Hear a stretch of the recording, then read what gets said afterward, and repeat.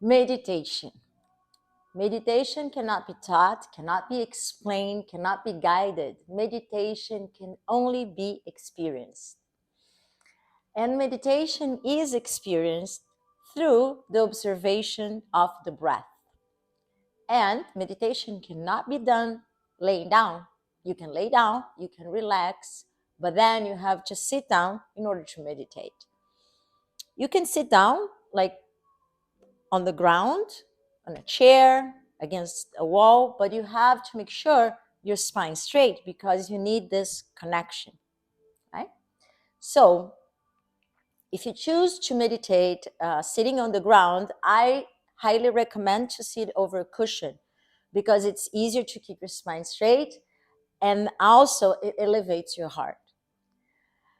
In order to meditate, you have to give your mind a couple tasks because mind is activity, meditation is stillness, but the mind always wants and needs to be doing something.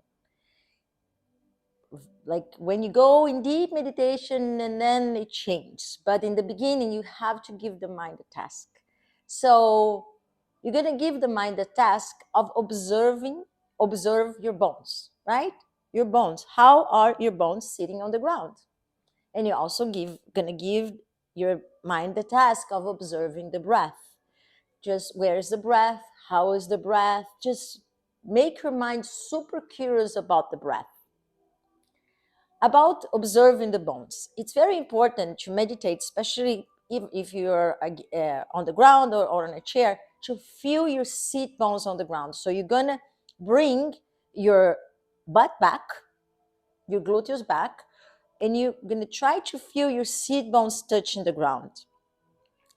Your two seat bones, they form the base of two triangles.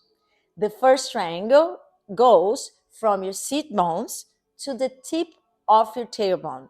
And the other triangle goes from the line between your two seat bones and the tip of your pubic bone. And you are sitting in the middle of those two triangles that they form a diamond shape. So you observe those two bones. You grow your spine out of your pelvis. You try to align the back of your skull over your sacrum.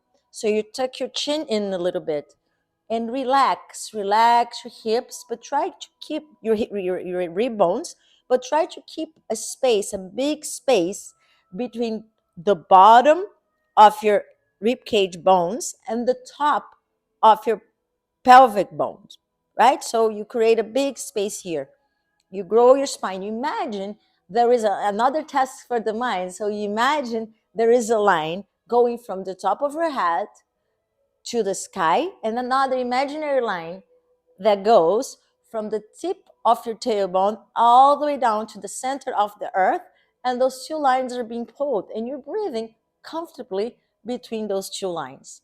So you close your eyes, think about all that, and start to observe the breath. Observe the breath. Be very curious about the breath. Your mind will for sure bring some thoughts, right? You're going to think about something that you're going to have to do later. You're going to remember something from your past. You're going to have an amazing idea. You're going to plan something. You cannot fight the thoughts. That battle is impossible to win. So instead of battling the thoughts, you're just going to observe them, but you're not going to feed the thoughts. You're not going to follow the thoughts. You're going to bring your attention back to your breath. You're going to bring your attention back to your bones. So you're going to say, very important also, like observing the bones is actually the jaws, right? Relax the tongue inside your mouth. So every time a thought comes, to bring the attention not only back to your breath, but back to what is happening at the moment, which is you're sitting down in this position and you're breathing. That's it. But that's it. That's not it. That's a lot. So you're probably asking yourself, okay, but what do I gain from meditation? You don't gain anything from meditation. You lose. But what you lose, the programs of your mind. because the mind is has been programmed for generations and generations. The minds are brilliant if we use the mind in the present moment, right? What we're doing, but the minds are crazy monkey. They go jump from one thing to the other and they feed the egos, the wants, the desires. And so mind is activity, is wanting, is going, is doing. And meditation is stillness. So the mind is relative, right? The what is outside, what is here, what is not inside of you is relative. It's always change. You cannot control your thoughts, the circumstance. Everything is like this. You are in the matrix, right? The matrix. We're here, so we can't help.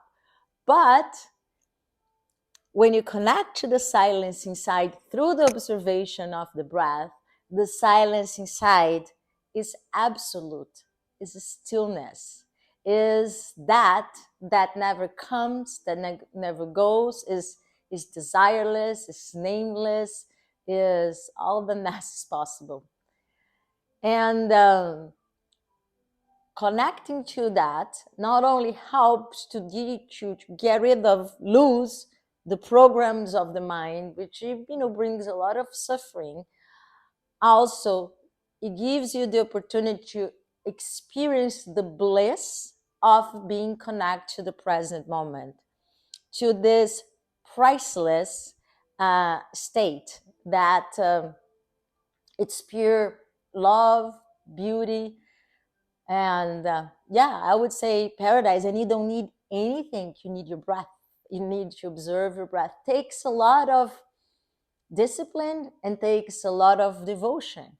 But I think is the only way to really go and experience what's beyond the matrix and go back to the matrix better prepared and make this matrix a better place for all of us, because individual salvation does not exist. It takes all of us to make a change, to connect to something higher than our crazy minds. And when you understand that, you start to understand the true meaning of compassion, this love of make it different, create, use our brilliant minds to create something better, something more that is not about me, ego, but all about us, what we have in common, right? So give it a try and let me know. And if you like what you heard or what you see here, please subscribe. Thank you very much. Namaste.